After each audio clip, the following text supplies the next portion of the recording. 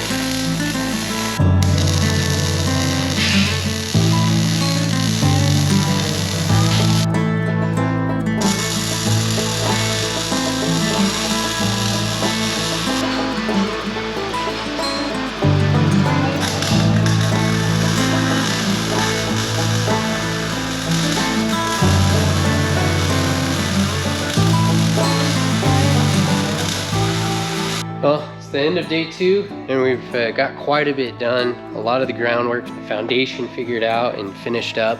We were able to get the frame plates not only designed and cut out, since our normal supplier for them was just out of them, so we had to go ahead and do that.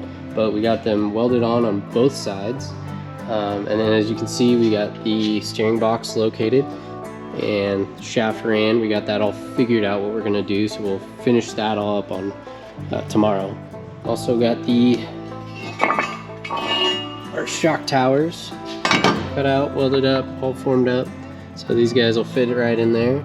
So once we get the axle under the truck tomorrow, we will finalize the location of those. We got an idea of exactly where they go from based on the other builds we've done, but you know, each one always is a little bit different. So want to make sure and wait until we have the axle to locate that. The plan is for tomorrow is to get the axle underneath the truck, get the radius arms built for it, and then track bar and track bar brackets all on, and then the towers welded on as well. So that pretty much will get the front end of the truck all figured out and finished up.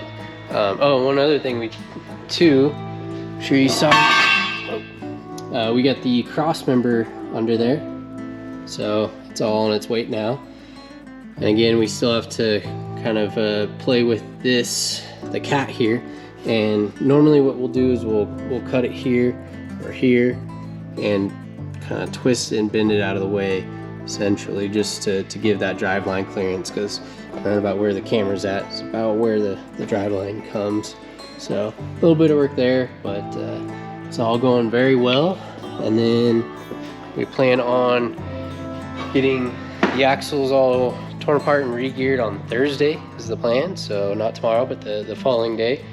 And at the same time getting the rear end, the 63s under the rear end. Those were out for delivery today actually, but for some reason the freight company didn't come by. So hopefully they're here tomorrow and we'll be able to get that all figured out as well. So really coming together nicely. Still a lot of work to do as always. Got to do a lot of painting too, which is always fun when it's cold, but we'll get it done, and we'll have one really cool Tacoma to be able to show you guys.